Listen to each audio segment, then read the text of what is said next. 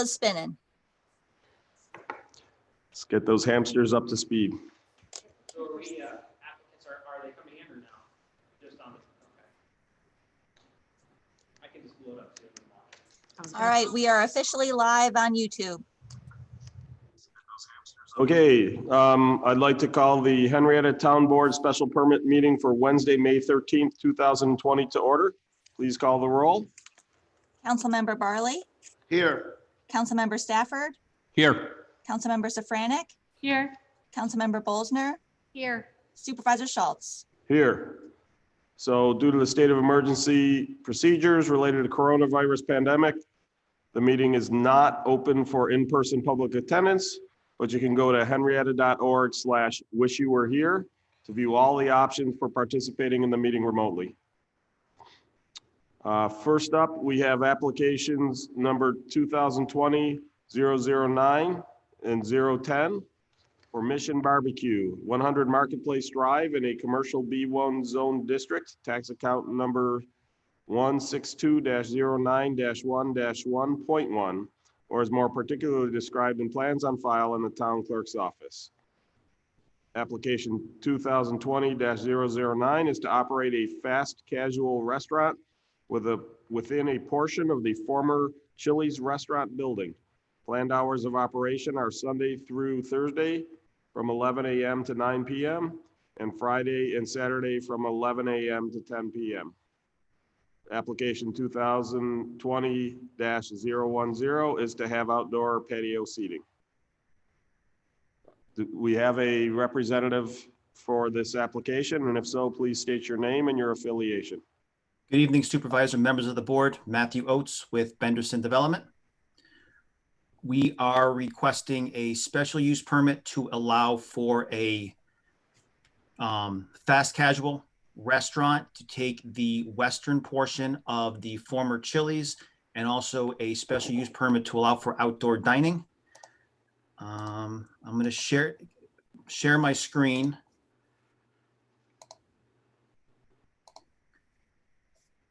I have a quick PowerPoint. Is everyone able to see? Yes. Yes. All righty. So the location for the Mission Barbecue Restaurant is the Chili's. It's on the southeast corner of Jefferson Road and Marketplace Drive. It would be proposed to take the western half facing over towards the Red Lobster, and the proposed patio would be in the existing green space on the west side. Again, for the site plan, it's in front of the Core Life Smashburger building, and it would be next to where the Chick-fil-A is going. There are no additional site improvements proposed for the parking field or any entrances. They will be using the existing parking field and just adding in the patio and then some small drainage improvements to pick up some roof drains and some additional interior utility improvements to allow for a multi-tenant building. We will be also modifying the architecture of the building. We will be keeping the existing stone center vestibule entrance. We'll be modifying the color scheme from what's existing for Chili's and going with more earth tones. We'll also be removing the coverings over the windows and the entrance that Chili's has, and we'll be going with the new aluminum storefront canopy. And then for the patio, we'll be extending that over the patio and doing a covered patio with stone columns. We envision this as a 2-tenant building. Our plan would be for a second restaurant on the other side. So we would be looking at mirroring that look on the other side as well, so it matches. This would be the side facing from Marketplace Drive on the west. This would be where the outdoor patio is. We would have railing around the patio as well to protect it from the sidewalk and any of the vehicle parking that is there. We'll be continuing the architectural treatment for the color change down the side of the building. There won't be any building additions as part of this, so the overall square footage of the building will stay the same. In regards to the special use permit criteria, the LOI we submitted actually contained the older criteria. We do believe we meet the new criteria as well. We believe it is substantially consistent with the scale and character of the uses permitted and the existing building. It is a reuse of an existing restaurant within a commercial development area along Jefferson Road. So we believe it's with the character of the zoning district and the neighborhood. We believe it aligns with the visions, goals, and recommendations of the plans. It's consistent with the zoning district. It's a reuse of an existing building, and it's within the commercial core from the comprehensive plan. We believe that it aligns with the purposes, intent, and design and development standards of the zoning district. Again, it's already part of a commercial development, and we're reusing an existing building. We don't believe it'll be a nuisance in law or fact. It is, again, a reuse. It's within the town's main commercial corridor, and it's within a development that has gone previously through seeker and had a negative declaration issued. We don't believe it will create any material hazards or dangers to the public. And again, it's a fast casual restaurant, reusing an existing restaurant. And the overall site was designed for adequate parking and traffic circulation. We don't believe that there are any adverse impacts for the site. We believe everything that was previously developed has properly already been mitigated, having gone through the seeker process many times. We believe it is suitable for the use of this site, the size and the consideration for everything. It is tying into the existing stormwater management system. And there's already existing landscaping around the site that has matured over the last 10 years that provides screening and breaks up the overall look of the site. There is proper public infrastructure. The existing utilities are in place, and it will not create any sort of burden or contribute to an existing inadequacy in the area. And we do believe that the proposed site, reusing a portion of an existing building, utilize the existing curb cuts and parking fields, adequately uses the site and allows for safe and efficient travel for both vehicles and pedestrians. And be happy to answer any questions that the town board has. So this is Supervisor Schultz. I'm assuming that you're removing green space to put in the patio. Is that correct? Yes, the small green space along the side will be removed to allow for the patio, yes. So when I look at this overall site, it's pretty much a sea of concrete. There's a few patches of green, so I'm a little troubled by removing yet more green. I realize it's not a whole lot of space, but you don't have a whole lot of green space, period. So one of the things I would like you to do, and just to be clear, would probably hold up the development of the other side. I think you need to figure out how to get some more greenery back into this overall market at some point, because again, there's very little within the whole thing when I look at it. We'll take a look at that and see what we can do to enhance the green space and see if there's a plan we can come up with. And that could even be, you know, even if it were potted flowers, something, you know, something not asphalt or building.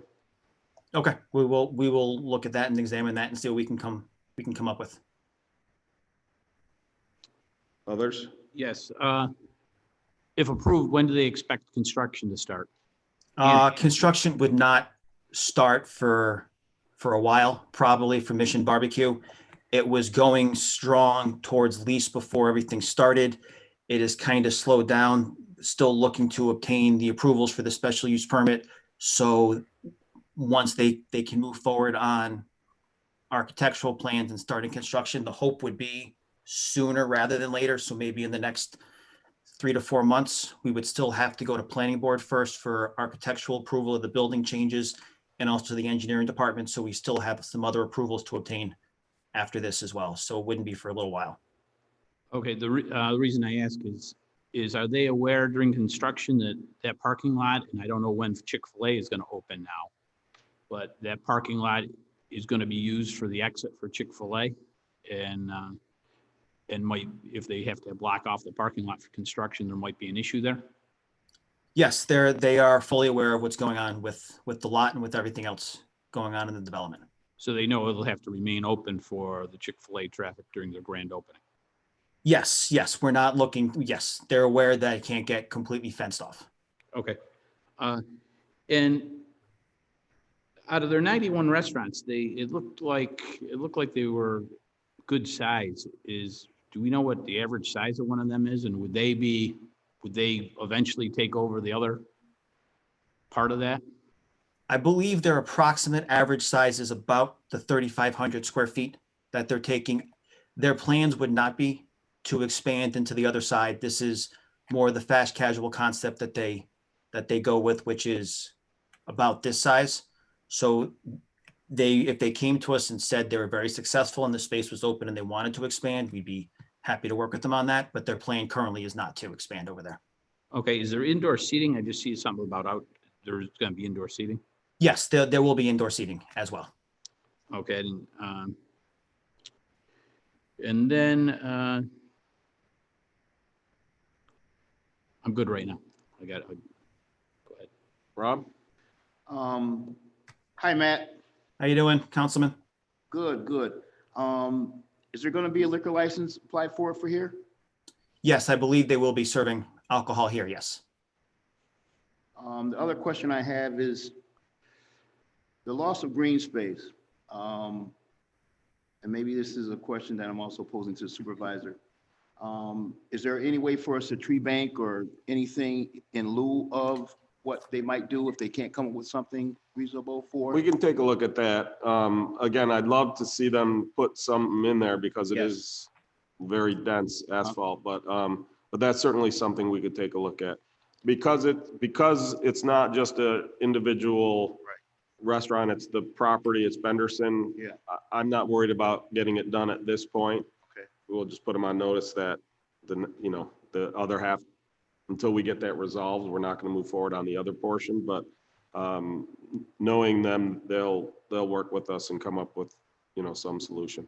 I would have them go to whatever we have, maybe get advice from the conservation board or recommendations from the conservation board as to, they put something forward as to whether it's a good idea or not. Mr. Oaks, does that sound reasonable?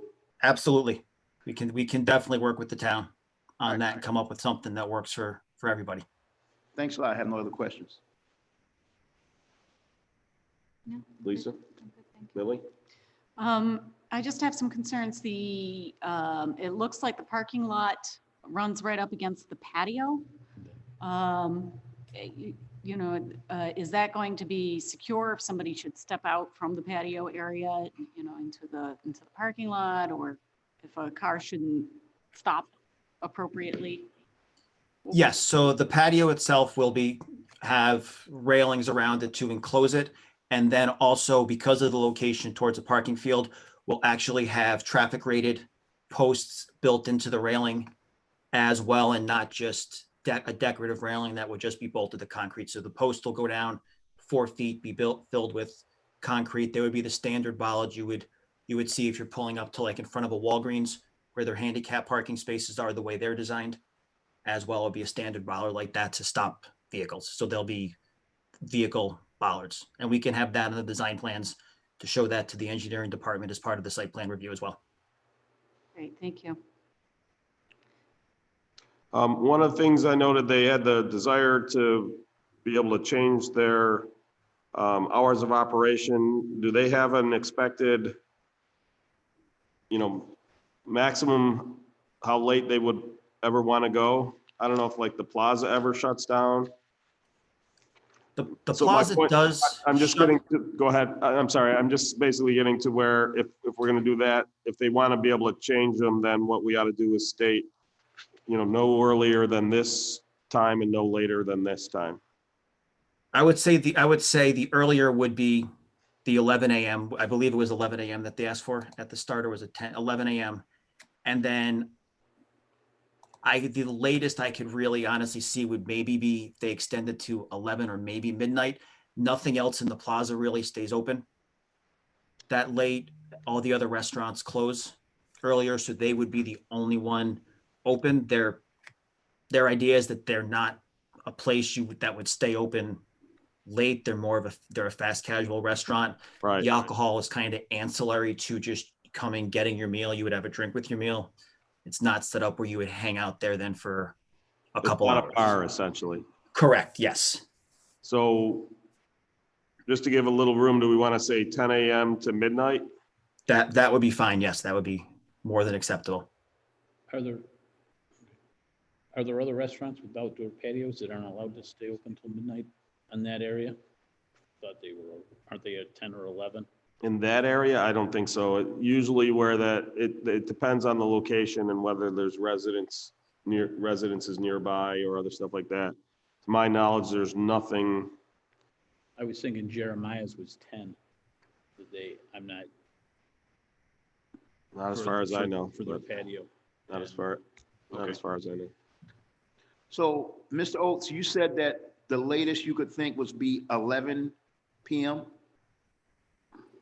11 p.m. or midnight. I mean, we did speak with Mission Barbecue prior to making the application, and those were the hours of operation that they had requested for the application. I know we've spoken with the supervisor previously before it about providing some flexibility in the hours, just if they wanted to open up for another hour, not having necessarily to come back to the town board since they'd be in violation of the permit. Right. So that's why I was just going to say, we would say that whatever their hours of operation, they can open no earlier than 10 a.m. and stay open no later than midnight. I just mentioned midnight because, so for instance, if you look at most Wendy's, most Taco Bells, their drive-throughs stay open till midnight. Some of them even go later than that, yeah. So to me, it's not unreasonable when we're not talking 2 a.m. like it would be if it were a bar. Correct. It's not, I'm just saying in terms of it, to me, that's not an unreasonable time. Now, that doesn't mean they're going to stay open. That's just saying they can't, or let me rephrase that. In order to go later for that, than that, they would have to come back and update their special use permit. Any other questions?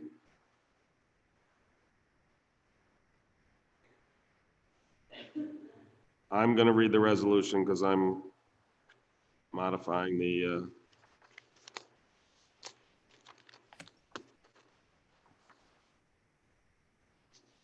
Are there any online questions? Becky, are there any online questions or do we still only have applicants? We have not received any questions online. Okay. Any other questions, comments? Okay, then I will put forth a resolution. I have a resolution to approve application number 2020-009 for Mission Barbecue, 100 Marketplace Drive in a commercial B1 zone district, tax account number 162.09-1-1.1, or is more particularly described in plans on file in the town clerk's office, to operate a fast casual restaurant within a portion of the former Chili's restaurant building. Planned hours of operation can open no earlier than 10 a.m. and close no later than midnight. I second it with an amendment to application number, should be application 2020-009/0. No, we need to do each one Oh, separately? separately, Separate one. Oh, okay. My correction, I just, right? second. Okay. Any further discussion? Hearing none, please call the roll. Councilmember Barley, Aye. Councilmember Stafford, Aye.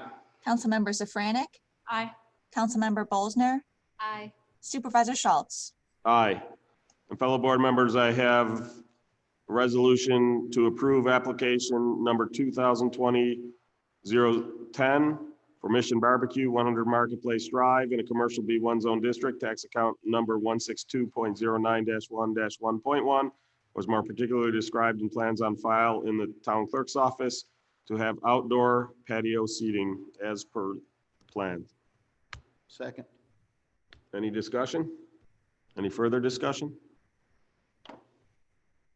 Hearing none, please call the roll. Councilmember Barley, Aye. Councilmember Stafford, Aye. Councilmember Safranek, Aye. Councilmember Bolzner, Aye. Supervisor Schultz. Aye. Congratulations. I'm sure residents will be happy to know that a empty building is being reused, although I'm sure we'll probably hear, great, more barbecue or something, because online people always have to throw in something negative. Well, thank you very much, everybody. Have a wonderful evening and be safe. Thank you, you you. too. Thank you. By the way, Rob, just to be clear, we can discuss them together because they're interrelated, but you typically vote on them separately. I didn't even see the last line to that whole. No problem. After you said, I looked down. I Right. said, oh, okay, there it is, bullet point.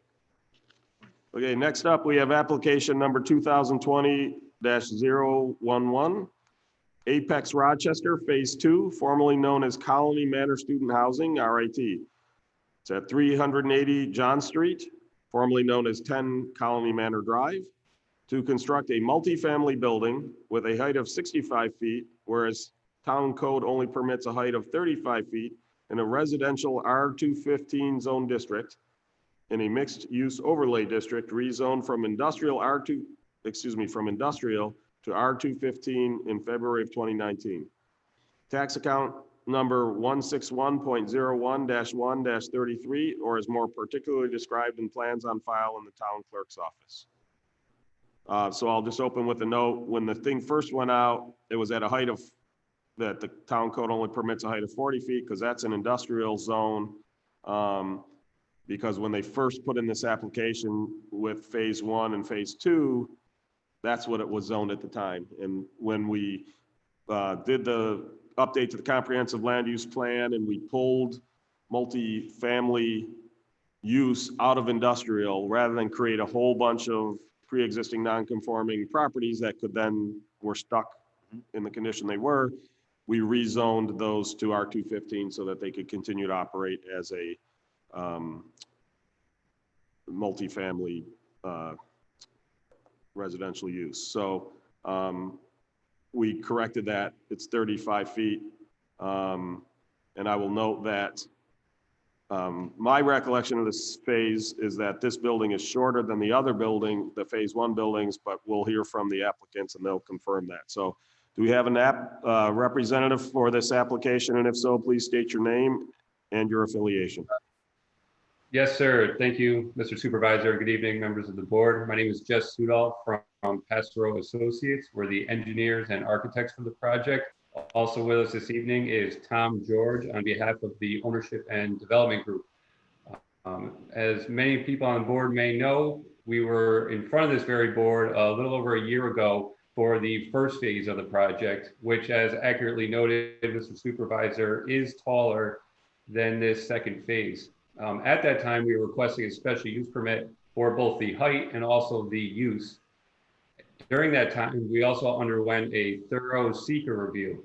That seeker review was done with the consideration of this phase 2 building. So when we did our traffic studies and all of our analysis, we had always anticipated constructing this phase. At that time, the town board granted the special use permit. Well, first a negative declaration under seeker, and then the special use permit to allow both phase 1 and phase 2 in terms of the use, but only granted the height variance for the first phase of the project, which at its highest point, which is also much closer to John Street, is 2 stories higher than the current proposal. I'm going to share my screen here so you can see the site plan.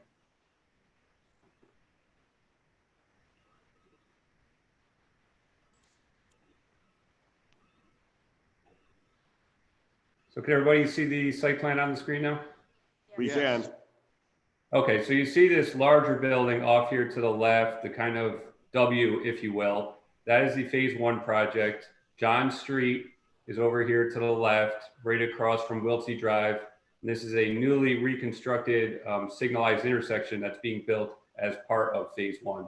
I think most people in town, hopefully have had an opportunity to go down John Street. We started construction about a year ago.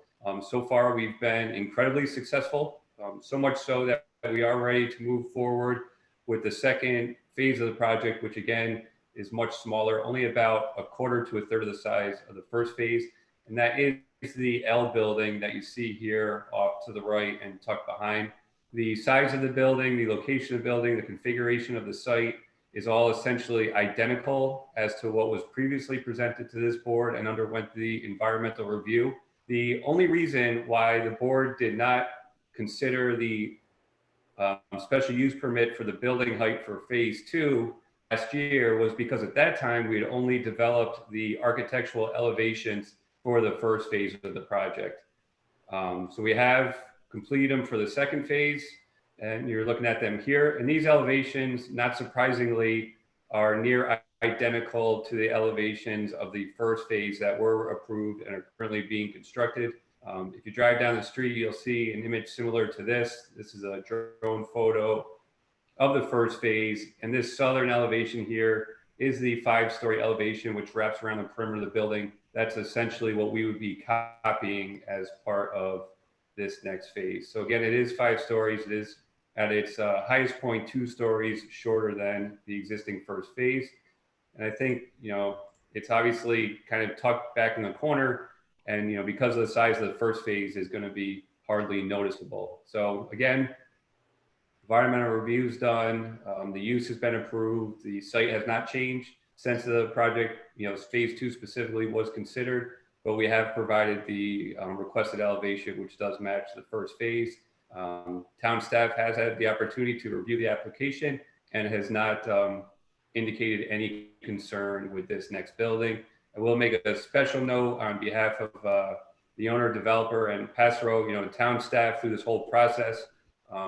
Both the design and now the construction of phase 1 and future construction of phase 2 have really been fantastic to work with. So we're thankful for that. With that, I don't have much more to add. Again, it's really focused on the height here of this second building, which has been part of the picture all along. Yep.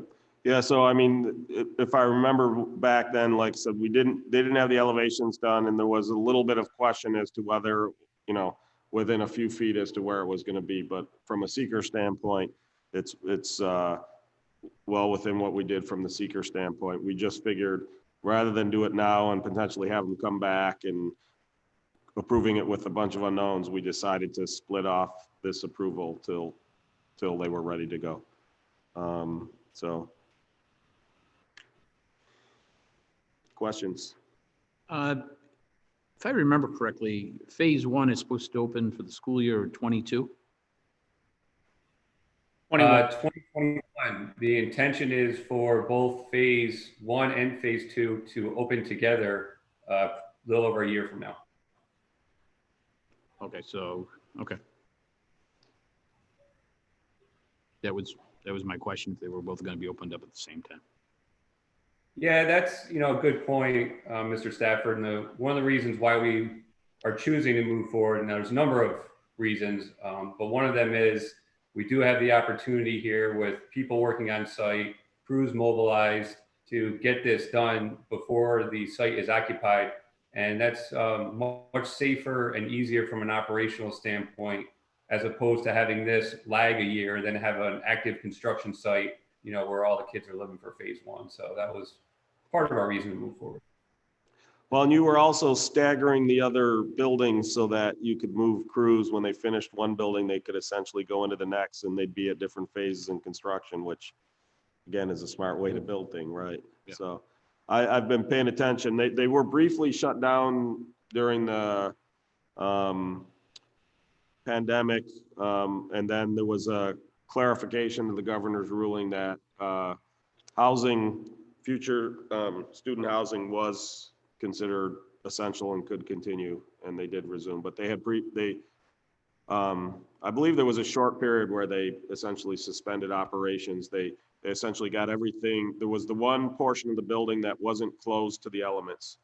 So they just moved forward till that was closed to the elements, but they had pulled out the trades. And then, like I said, they were given the go ahead from the governor's office to continue with the trades and move forward. So, but they were very good in terms of following the rules for the pandemic. So kudos to the construction management team there. I have one question. Jess, Yes, sir. how many units will be contained in this building? This building is proposed to contain 78. It was contemplated at approximately 100 as part of the prior special use permit. So we fall under that, you know, previously presented density level. So That was the thing is, at the time, when they hadn't finished it yet, there was a question of whether there was gonna be one more story on it. What was his answer, 78 or 100? 78. 78. Originally, on the seeker, we did it, that was done for 100 because they were potentially gonna add the one other floor. And I think some of that just had to do with available parking that it would have been too crammed in to add those other units to have sufficient parking for the other units. That's my recollection of the discussion. I don't know if that's accurate, Jess or Tom, but. Yeah, no, that's largely accurate. That's one point. And the second point is when you go to 6 stories, we start to lose a lot of the construction efficiencies in terms of how we're able to build the building. But the parking is also a factor. How many students are anticipated to be in each unit? In each one of the units within the building, Yep. they range, we have 1-bedroom units all the way up to 5-bedroom units. But I do want to point out, it's an interesting topic given the COVID situation as it relates to density of people, including students. One of the things that's very advantageous to this particular project, as opposed to, older student type housing or dorms, each one of these units has its own secured bedroom and bathroom within the unit. So kind of a small unit within the unit, if you will. So it allows students to really have their own safe and clean space, which we really think is going to be advantageous for this project and others, even after COVID thing's over, as people start to look at housing and interaction a little differently. That's good. What, do you know what the total student count is for the building? This is approximately 315. We're still playing around a little bit with the mix.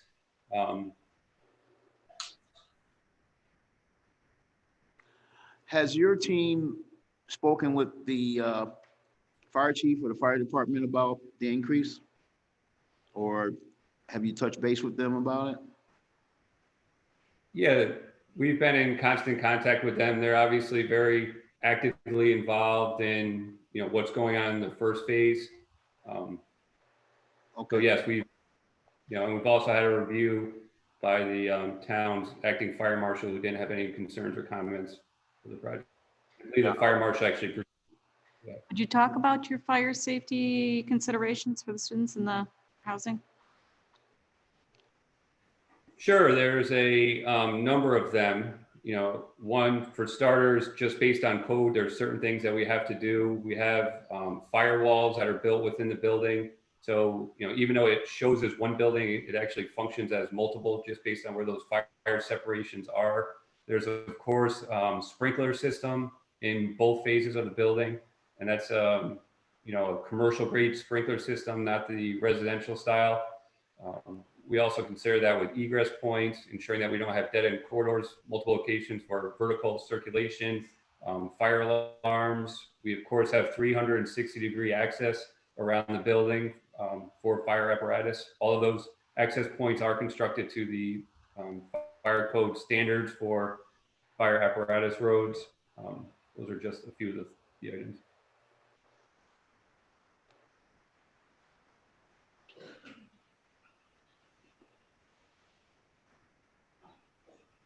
So I'm just gonna respond to a comment from YouTube chat. We all wear our masks coming in, but we taking them off. We're more than 6 feet apart while we're having the discussion because it's difficult. The interaction between the mask and the microphone often makes the discussions difficult. So we have them present, we put them on if we get up and interact with each other. But while we're sitting here socially distanced, we are not wearing them for communication reasons. Okay, any other questions regarding application 2020-11?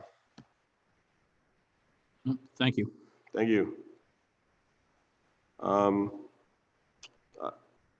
Therefore, hearing no further discussion, I put forth resolution to approve application number 2020-11, Apex Rochester Phase 2, formerly known as Colony Manor Student Housing, RIT, 380 John Street, to construct a multifamily building with a height of 65 feet, whereas town code only permits a height of 35 feet.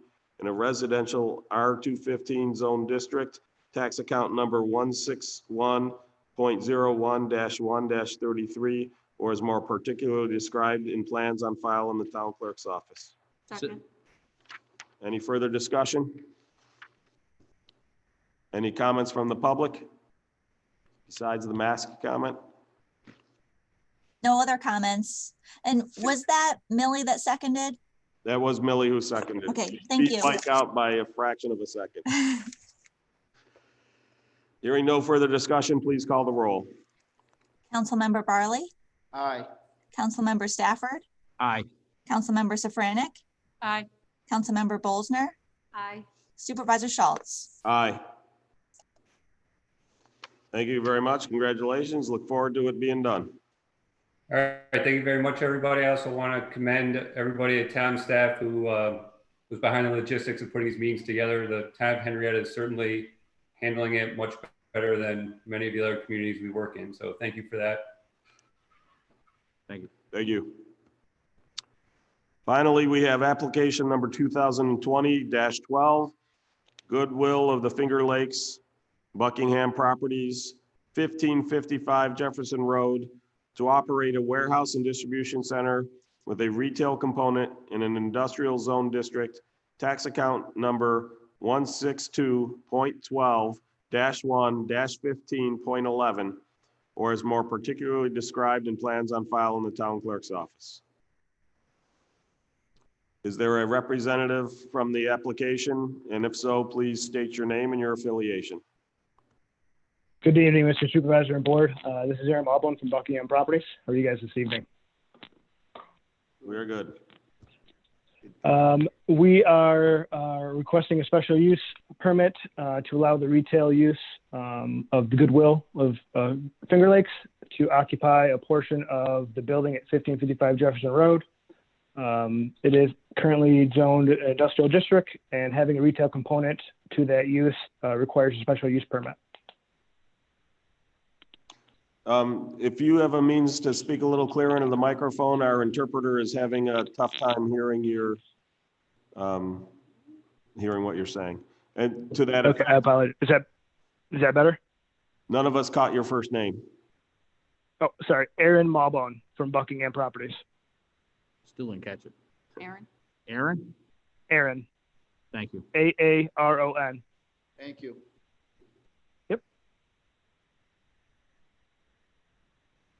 Questions? The only question I have is this, is it going to be limited to the 10,000 square feet retail? Or? Yes, there's no plans for future retail space for it to grow or enlarge at this point. So yeah, I'd just like to see it limited if I don't want to see it to turn into a huge retail outlet. So that would be the only thing I would like to see in the You'd like resolution to add a maximum, of whatever they have in there.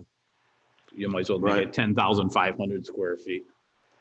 They have 10,270 square feet for retail. want to make it 11, just to make it Okay, simple? 11, yep, that's good.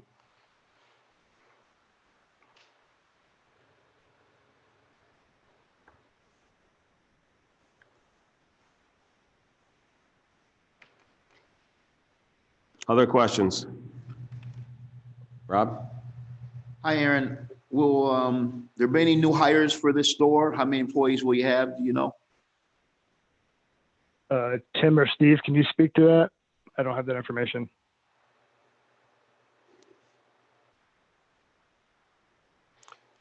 I know they were in front of the zoning board Yep. appeals Try for to the unmute. signs. How was that ever resolved? It was tabled, and then they had to come back to you guys with some further considerations. Okay, Mr. Supervisor, it's Kevin Wilson, Director of Building and Fire Prevention. They came back last week and they were denied the sign. okay. Thank you. There you go. But they presumably can still have the sign on the plaza monument sign. Is that correct? That is correct.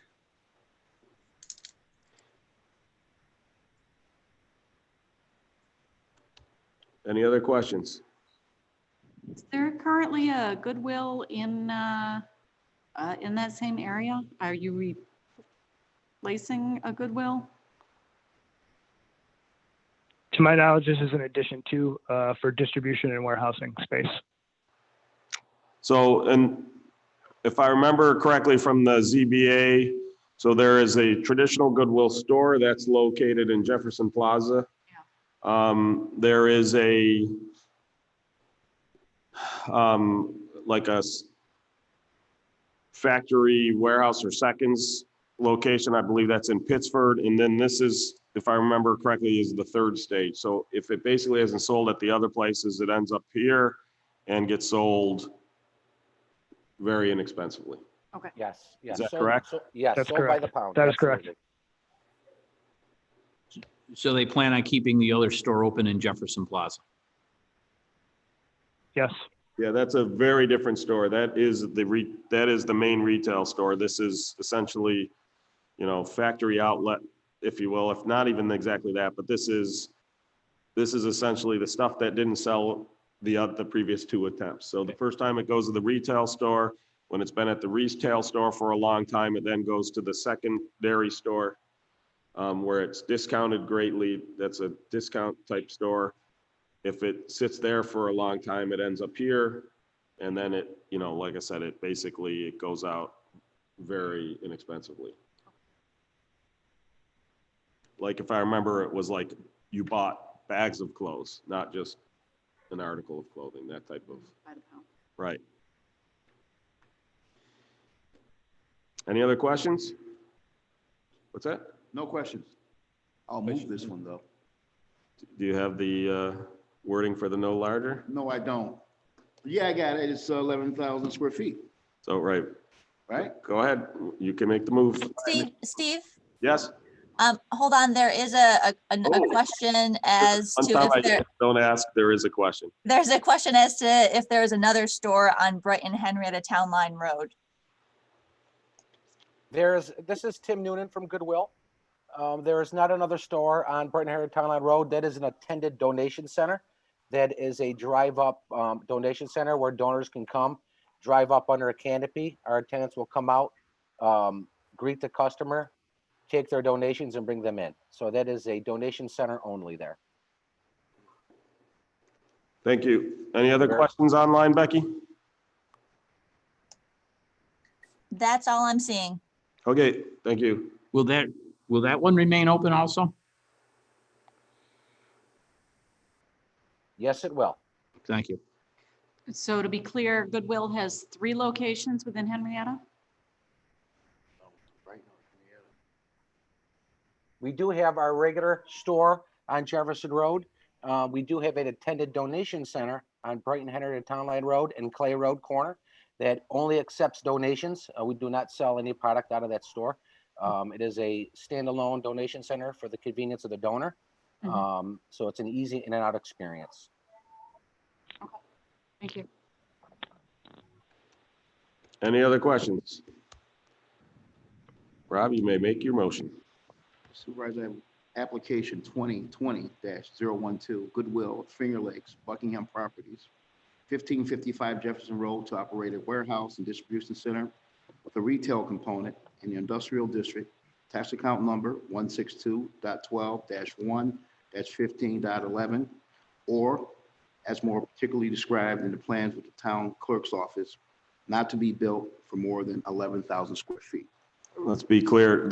I would like, or have you amend it that the retail component is no larger than 11,000 square feet. The warehouse will be larger than that. So We'll amend to say that the retail component will be no larger than 11,000 square feet. Seconded. Thank you. any other questions, comments? Hearing none, please call the roll. Councilmember Barley, Aye. Councilmember Stafford, Aye. Councilmember Safranik, Aye. Councilmember Bolzner, Aye. Supervisor Schultz. Aye. Congratulations. We look to your new operations. I think you guys do wonderful things for the community. Thank you. Thank you very much. Very much. Thank you Have a very nice much, evening, everybody. everyone. Much appreciated. So that concludes the business on the agenda for the Henrietta Town Board Special Permits meeting for Wednesday, May 13th, 2020. Can I get a motion to adjourn? So moved. Second. Hearing no objections, meeting adjourned.